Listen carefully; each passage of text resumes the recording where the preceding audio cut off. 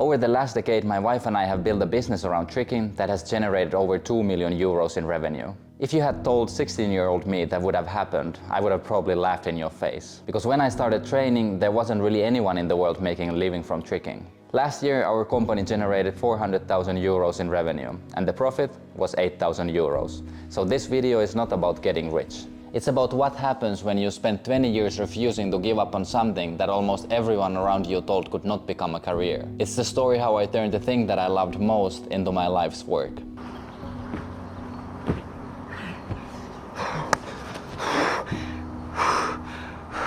Sometimes I still can't believe it actually happened. When I graduated from high school in 2012, I didn't really think about my future.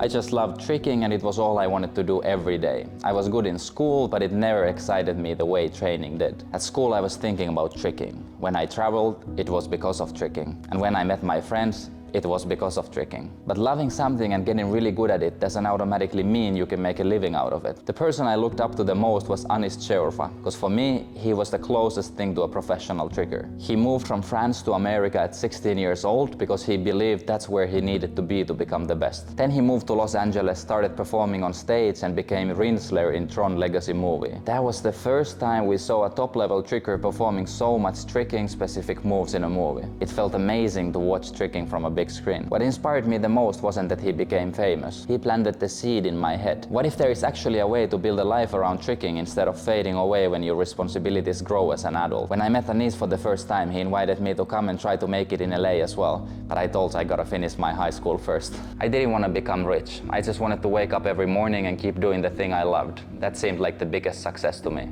Around the same time, I had to complete my mandatory military service in Finland. Something happened there that completely changed how I looked at my future. I got an email from Bradley Allen. Bradley worked with Jackie Chan's stunt team for years and later became one of the biggest action directors in Hollywood. He asked if I would be interested in filming for Kingsman: The Secret Service. Unfortunately, nothing ended up happening. We were exchanging emails, timing did not work out and life moved on. But suddenly I started to feel connected and Hollywood didn't feel far away anymore. People over there in the entertainment industry knew I existed. So in my head I started to think, maybe there is actually a way to make a living with tricking. After the military service, I still didn't know what to do. At that point, I had already been performing for years with Team Unido in Finland and internationally as well. We were teaching some tricking classes and I kept teaching workshops every time when I was traveling to battle at tricking events. My life back then might have looked exciting from the outside, but financially it wasn't enough. Not even close. There wasn't enough work for all of us in the team. There wasn't enough stability to build a future. So I did what everyone expected me to do and applied to university to study business. And I got accepted. I still remember my first day. I arrived with my suitcase and was sitting through about 30 minutes of the introduction just to log into the school systems. Then I had to leave to the airport to catch a flight to Korea to judge Red Bull Kick It tricking competition. When I look back, that probably tells you everything you need to know about where my priorities were. I wanted to succeed in school and get a job to myself, but if tricking called, I always answered. For about a year I tried to do both, study business and train every day, travel around the world to compete while at the same time performing and running our tricking classes. And I felt exhausted all the time. I went to study business because I wanted to become an entrepreneur and build skills that I could use to build Team Unido. But I felt at the school I was trained to become an employee in a big company. I really wanted to build something on my own. So after the first year at school, I changed into Pro Academy entrepreneurship program. During the first week of Pro Academy, we went around the room talking about our dreams. And I remember I said, one day I want to open my own tricking gym. And at that point it sounded ridiculous even to me. And no one in my class probably even knew what tricking was. The only tricking gym at the time was White Lotus, nowadays called Joining All Movement in Los Angeles. Building a tricking gym in Finland seemed like an impossible dream. I didn't have money or investors and not enough business experience. When we started rehearsing running a company at the school, I got frustrated. I was already running a business. With Team Unido, I had already been organizing shows, finding clients, marketing our classes, selling merch, traveling, negotiating, getting sponsorships, making mistakes and learning for many years. And the classroom was teaching me theory, while life had already been teaching me business for a long time. So I started trusting life and my gut. During that year studying entrepreneurship at university, something else happened that changed my life much more than anything I learned at the university. I met Karina. At the time, she had already been performing professionally as pair acrobat for years. She had built her own career, had her own team, and was consistently traveling from contract to another around the world since the age of 16. We were living in a long-distance relationship for the first years. She was working in the German varieté theaters and amusement parks, and I started to organize workshops in Germany to get some money to travel to her consistently. But very quickly I got afraid what would happen to us if she suddenly moves to Brazil or somewhere else around the world in the next month. I wanted to build a life together with her. But how could we really make it work unless we started performing together?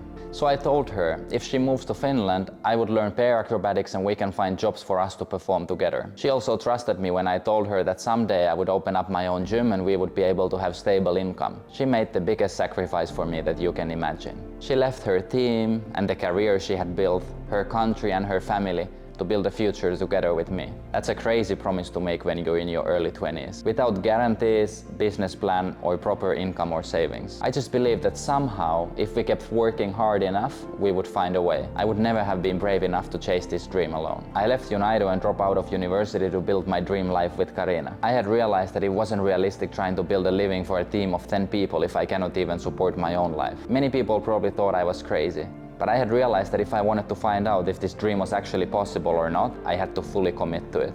I could not always keep one foot on the safe path and one on the exciting one. At some point you have to choose. I chose tricking and my future wife. I knew I would regret if I didn't try. Soon we landed our first full-time contract at Winter Circus in Helsinki for 4 months. The next few years became a blur. We were doing a show after another and flying from airport to another, consistently on the go. Sometimes we would come home just to repack our luggage and leave immediately again. For the next 4 years we performed in more than 20 countries together. People often see the travel and glorious 5-star hotels and think, that must have been amazing. And it really was. I'm so grateful for all those experiences. But there was also another side that people never really saw. Life of a performer is really unstable and taxing. You never know where the next contract comes from or when.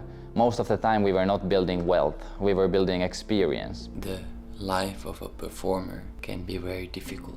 I haven't been sleeping in 40 hours. Whenever we were not performing, we were teaching. Little by little we started growing tricking classes in Tampere. At first it was just one weekly class, then we were able to divide it into beginners and more advanced people, later on into 3 groups, and after a while we were teaching 7 days a week. Not in our own gym, because we didn't have one yet. We were renting gymnastic halls, martial arts studios, schools and trampoline parks. At that point, for 10 years we had already kept running tricking classes adapting around everyone else's schedules. We were mostly able to train late evening or early morning during the weekends and different locations every day. Sometimes we had to set up all the equipment in the beginning of the training and take it up in the end of the training. It was heavy, but today I'm grateful for the experience. Because if we would have had our own gym immediately, I don't think we would have been able to appreciate it the same way. One thing that almost nobody knows is that we were not spending everything we earned. From everything we sold, all the shows, workshops, contracts, we were saving 10% for the company.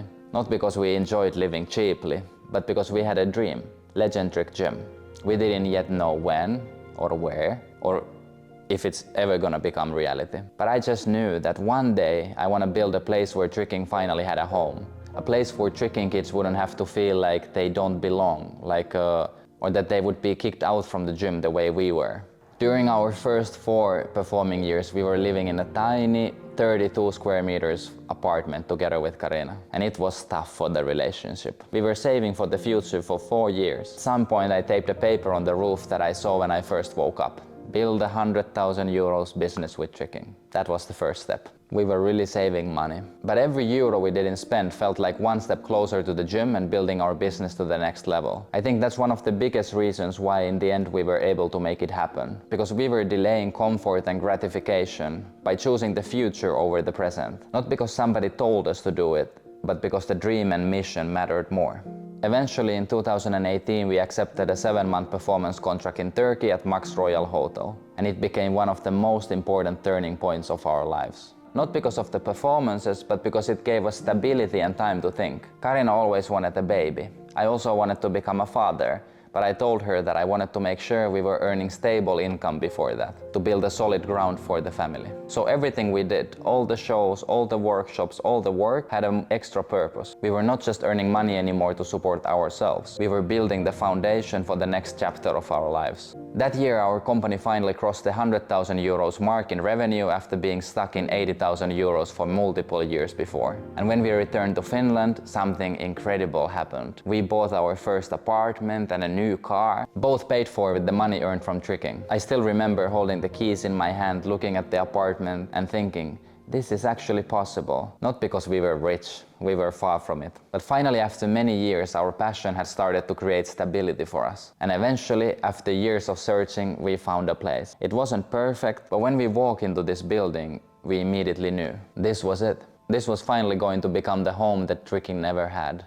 By the beginning of 2019, we had saved around 30,000 euros for the company from years of performing. To us, that felt like a good starting base for the gym.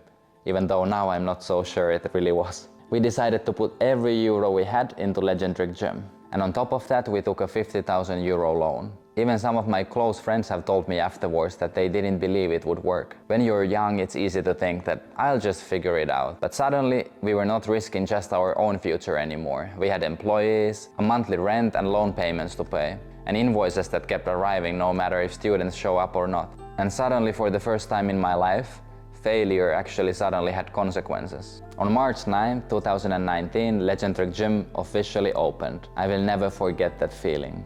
For 10 years I had dreamed about having a home for tricking, and suddenly it actually existed. Kids were walking through the doors and parents were sitting next to the floor, and there was a spring floor that belonged to us. And for a few days it felt like we had made it. Then reality arrived. There are moments in business that you will always remember. During the first days I was sitting in the reception in the gym waiting for the students to arrive. My class was about to start and I was looking and looking, but nobody was coming, except for one. It was Yami. So instead of teaching a group, I gave a private lesson to Yami. I was spotting him side flips and back flips, and while I was spotting his tricks, I remember thinking that I have ruined my life. What if we were going bankrupt? Not next year, but soon. When people look at businesses years later, they usually only see the success. They don't see moments like that. We also completely underestimated the effect of summer in gym business. We opened in March and at first everything felt exciting. Some people kept coming to try tricking and the community was slowly growing. But then summer arrived and nobody had told me that running a sports business in Finland during summer is completely different from the rest of the year. I was shocked because for me summer had always been the time when I make the most progress as a tricker. But for some reason people stopped training. Classes became smaller, families were traveling and kids stopped coming during holidays. And the revenue dropped but the expenses didn't. Rent and loan payments didn't care that it was July. During that summer I went to compete at Fort Boyard TV show and the winning team earned 5,000 euro each. And I knew if we're not gonna win the competition, I have to apply for another loan. We ended up winning, I got that 5,000 and it was used to pay the rent of the first summer at LegendTrick Gym. Looking back, I'm actually grateful those moments happened, because tough situation like that forces you to ask the question from yourself. What does a child and parent feel during their first minutes and after their first class at the gym? Is someone greeting them immediately? Do the teachers remember everybody's name? Are people feeling nervous or like they belong? Those questions might sound small, but I believe businesses are built on questions exactly like that. One thing became an obsession for me. Every single student should feel welcome. The same way I always felt welcome and like I belonged in the tricking community. Not most of the students, everyone. When we finally got to our first 100 regular students, I knew every single student's name. I knew the names of their parents and in most cases their brothers and sisters as well, and their dogs and cats. I thought of it as respect. For me it might be another class, but for that child it's the first time they experience tricking. It might be the highlight of their week. The way they feel at LegendTrick is the way they feel about tricking. For the parent, it's a place and people they are trusting their son or daughter to grow with. Every interaction matters, every single one. Our coaching philosophy also started taking shape. I never wanted the most talented kids to get all the attention. Talent and skills are nice, but it's not something you choose. You choose effort.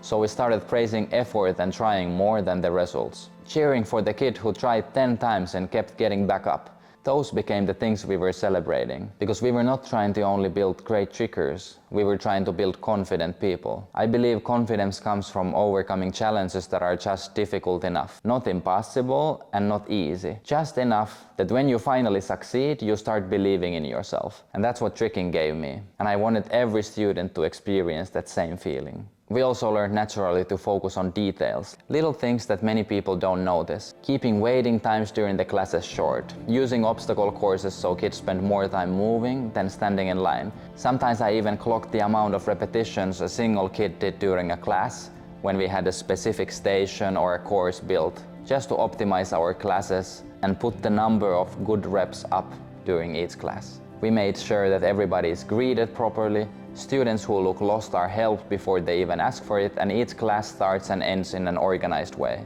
The way you do small things is the way you do everything. Culture at the gym isn't built by one big decision. It's built by thousands of tiny ones, and you gotta make sure that those are made in the right direction. And slowly something amazing started happening. Families began telling other families, and students brought their friends. People came back, not because our advertising was amazing, but because they enjoyed being at the gym and in the community we were building. We started the gym with 30 regular students, and after half a year of running the gym, we had grown into 70. That was the same number we used to have before we left for the contract in Turkey. During that contract, we lost more than half of them. A few months later, in January 2020, we crossed 100 weekly students. For the first time, I remember going to bed without wondering how we will survive the next month. And then, COVID came. In few days, we lost around 10,000 euros in upcoming show contracts, and suddenly we had to close the gym. No more classes or open sessions. For the first days, it anyways felt like a heaven to finally stop for a few days. We had been working non-stop for so many years. But in business, your expenses don't disappear just because the income does. The rent, loan payments, and all the other fixed costs kept running. But no money was coming in. Quickly, we started to count how long can we survive this.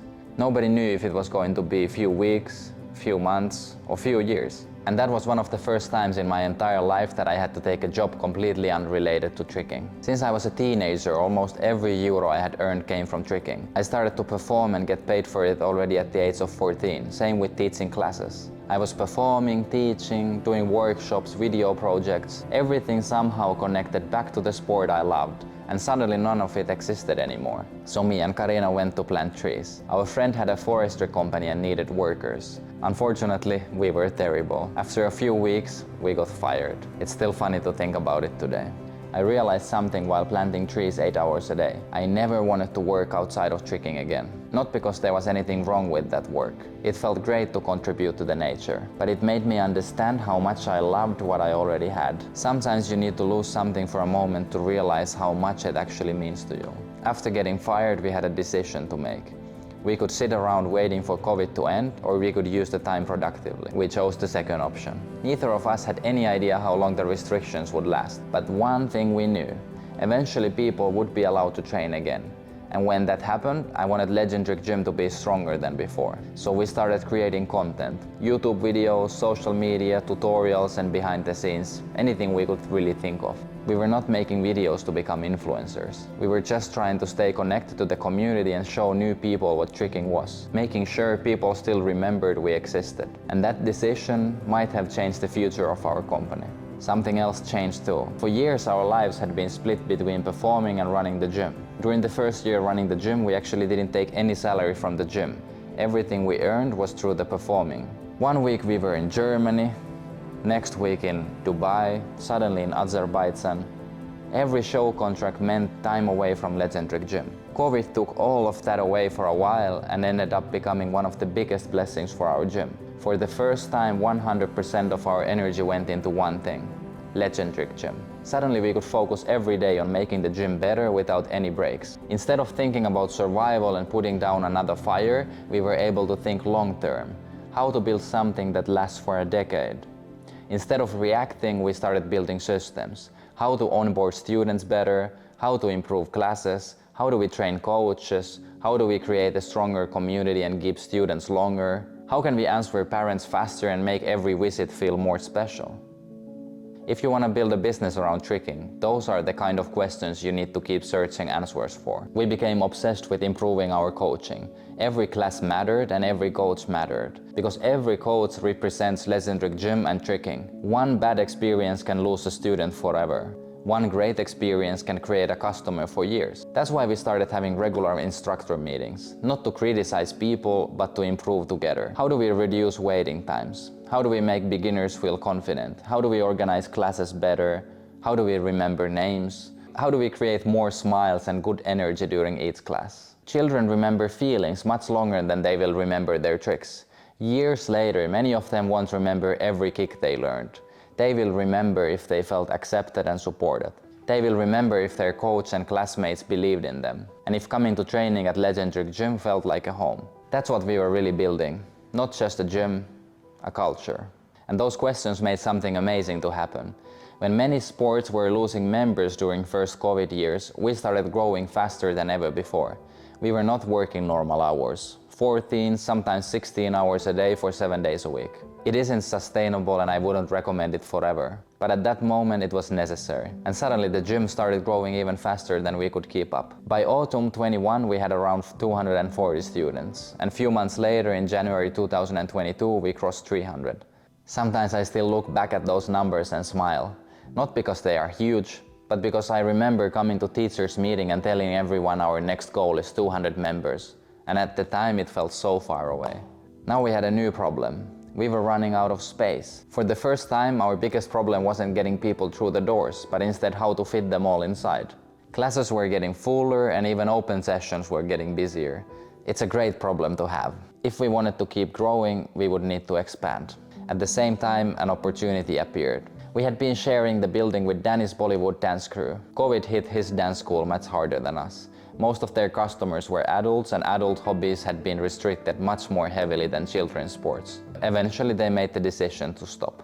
And suddenly the space next to ours became available. I remember feeling so nervous and excited at the same time, because I knew exactly what doubling the size of the gym meant. It doesn't just mean more space, it also means more rent, more equipment, more staff and more responsibility. Everything more than doubled, except the number of our students. We decided to do it anyways and took 150,000 euros loan from the bank to buy Danny's business and buy new equipment for the gym.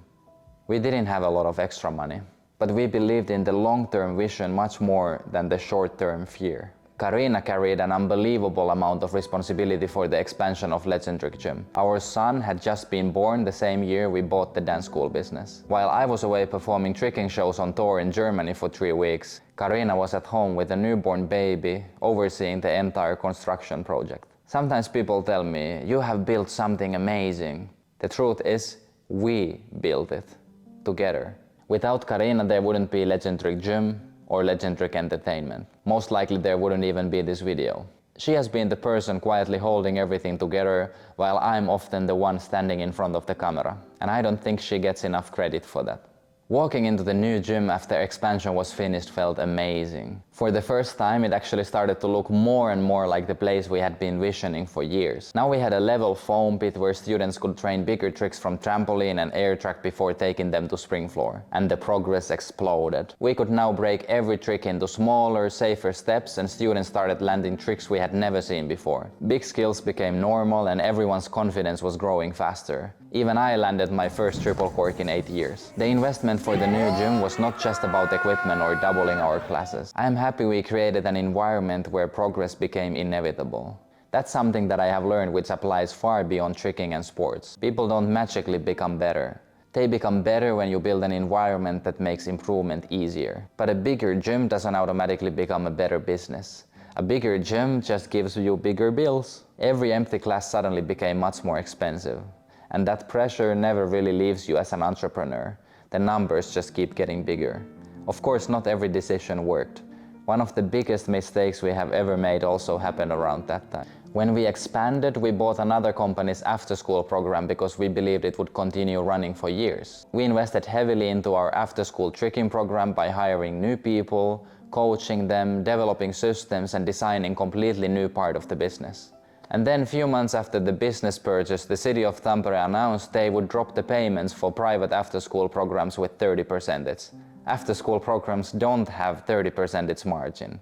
It became impossible for any private companies to continue. That bad business decision ended up costing us almost 100,000 euros. And how do you recover from something like that? It's easy, because you don't have any other choice. You just take a deep breath and admit you paid to learn something new. Sometimes you have to pay for your education. Mine just happened to cost 100,000 euros. So believe me, I learned from the mistake and won't be making it twice. Nowadays, when people look at LegendTrick Gym, they often see the finished product. They see a strong community of hundreds of students and professional coaches and a nice facility. But they don't see that almost every improvement was paid for with mistakes. Some of them expensive, some embarrassing, and some painful. But every mistake taught us something, and over time those lessons started becoming systems. Instead of asking, how do we fix this problem? We started asking, how do we make sure this problem never happens again? That's when I realized that building a business is not only about solving problems. It's about building systems that prevent the same problems from happening twice. That's also when my role inside the company started to change. In the beginning, I was the coach, receptionist, cleaner, marketing manager, accountant, salesman, video editor, performer, and CEO, everything. But when the business kept growing, I had to learn the hardest lesson for any entrepreneur. If everything depends on me, I haven't actually built a business. I had built myself a job and felt I was stuck with it without a way out. That's when my focus slowly started shifting from doing everything myself to building systems and people who could eventually do many things better than I could. And that journey is probably just beginning. LegendTrick Gym and Entertainment has generated over 2 million euros in revenue. And when I first realized that, it felt crazy. Because the 16-year-old version of me would have never believed it's possible to make 2 million with tricking. Not because 2 million sounded like a lot of money, but because making any money from tricking sounded impossible. It would have been amazing if somebody had told me back then that one day it will be possible to make a living with tricking. It's possible to build a tricking gym with hundreds of students, a team of amazing coaches, and kids who grow up calling this place their second home. The 2 million euros isn't what makes me proud. What makes me proud is walking into the gym on a Thursday evening, hearing kids laughing and seeing them smiling while training. Seeing parents smiling and drinking coffee while waiting for their children, and waving my hand to the coaches who smile and wave back at me. Seeing coaches who started as students now inspiring the next generation themselves. That's success to me. There's no secret in building your passion into profession or making your gym work. I don't think there ever was a one thing. It was thousands of tiny decisions done daily for multiple years in a row. The decision to keep getting up and trying again after failing a trick. The decision to keep training even after all your friends stopped tricking. Saying yes to opportunities and always being available for new show contracts. Greeting every student and learning their names. Trying to make every family feel welcome. Praising effort over talent and building systems. Making mistakes and learning from them. And then repeating that again and again and again. For 20 years. People truly overestimate what can happen in a year and underestimate what happens if you keep showing up for 20 years with an intention to grow and get better. If I could give one piece of advice to anyone trying to build a career around something they love, it would be this. Don't chase money first. Chase value. Become ridiculously good at helping people. Learn to solve real problems and make people feel something. Care more than your competitors and stay around longer than everyone else. Money follows value. Not the other way around. One thing I realized over the last few years is that I don't get excited anymore just because our own business grows. What excites me is helping other people build theirs, because I know exactly how impossible it feels in the beginning. I know what it's like when nobody believes in your idea. And I know how it feels like teaching one student, wondering if you will make rent this month. I know what it feels like taking loans that make you feel nervous, and I know what it feels like thinking you have ruined your life. And I also know what it feels like, years later, to look around and realize it actually worked. That's one of the reasons I'm making this video. Not to tell you how successful I am, but because I wanted to show you that this wasn't built by someone extraordinary. It was built by two people who simply refused to give up on something they believed in. If our story gives even one person permission to chase their own dream, then making this video was worth it. I dedicated my life for a long time to break the limits on the tricking floor, to push the sport forward and to make a name for myself. Today I think I can make an even bigger impact. Not through the tricks I land, but through the people I help. We didn't just build a gym or business. We built a home where hundreds of people have grown, made friends, overcome fears and fallen in love with this sport. And over the next decade, I hope we can help build many more, not just in Finland, but all around the world. One of my biggest goals for the next chapter is helping other coaches and gym owners build something meaningful. So if that's a dream you're working towards, I would love to hear from you. Thanks for watching. I'll see you in the next one.